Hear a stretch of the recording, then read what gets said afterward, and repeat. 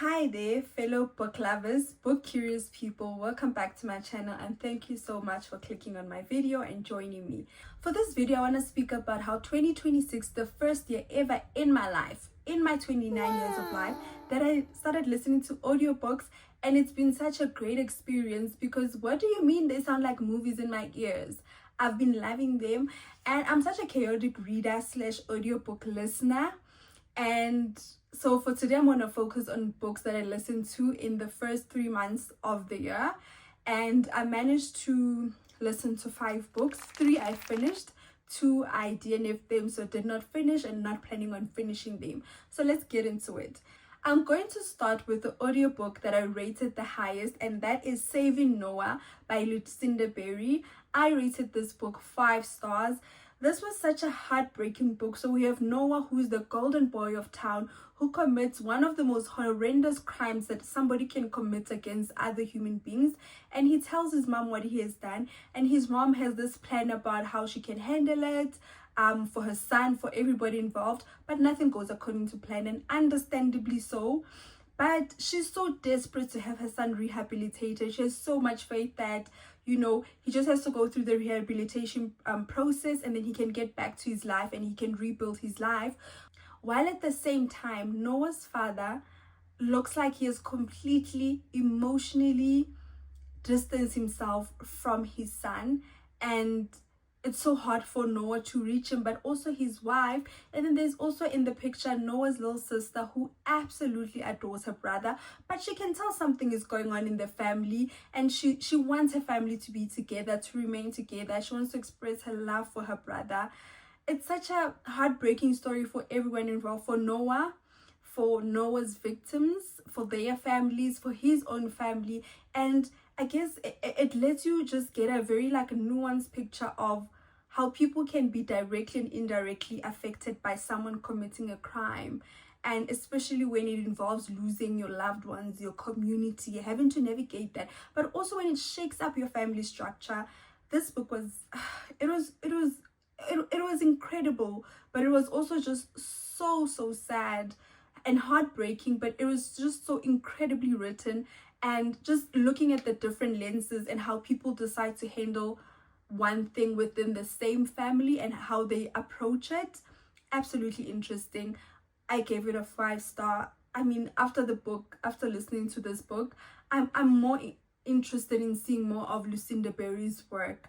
The ending, when you get to the ending, just put your devices far away from you, because you're going to want to throw them across the wall. Listen to Half His Age by Jennette, McCurdy. I gave it a 4 star.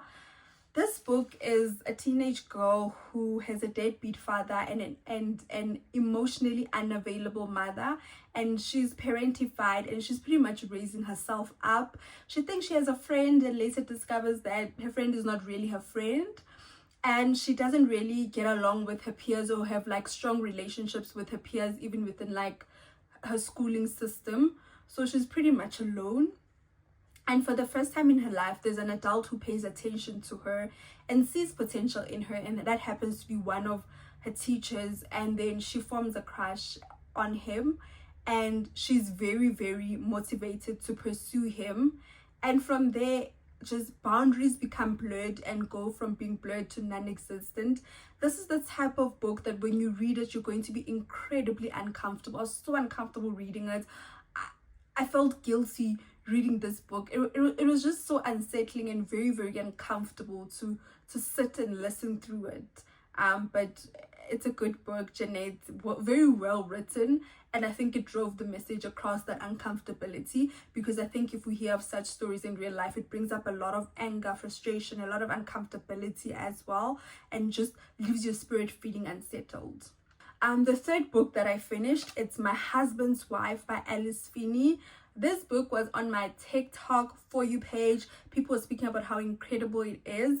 What happens in this book is that Eden goes out for her evening jog. She comes back home. She tries to unlock her door. Her door doesn't unlock. and then it's unlocked by another woman who looks like her, sounds like her, claiming that she's Eden, and from there chaos just unfolds. I rated this book a 4-star. However, I'd like to say that the first 3 chapters of the book really grabbed my attention. I didn't want to put it down, and then after that it really fell flat for me, and then only picked up in the last 3 chapters. So I think this is the type of book that if you like thrillers that are going to grab your attention from the first page to the last page, this is not the one. So it might fall flat for some people. And it really had my attention in the first and last 3 chapters.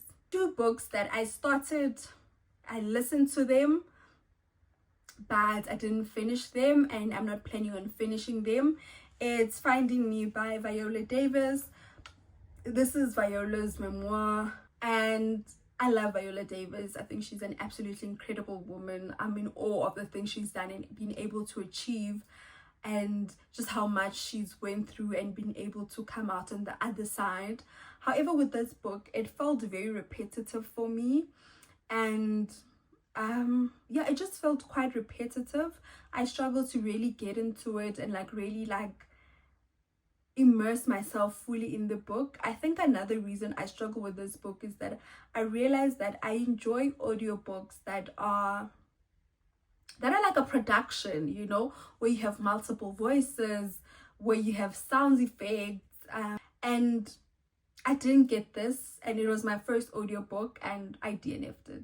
Yeah, and I'm not planning on picking it up. The next audiobook that I did not finish and not planning on picking it up again. It's In the Grey by Reid. This was purely on the voices. I found the voices in the audiobook so distracting. Like, it was just incredibly distracting.